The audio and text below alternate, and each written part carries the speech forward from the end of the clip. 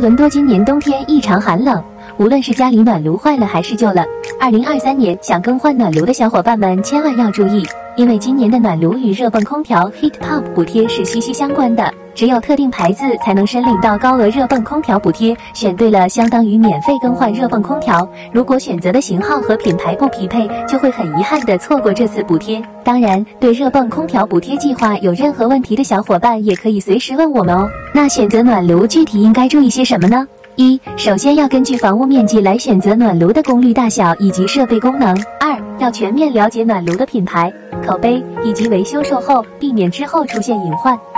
安装高效暖炉时要千万留意房子的烟囱是否有改造。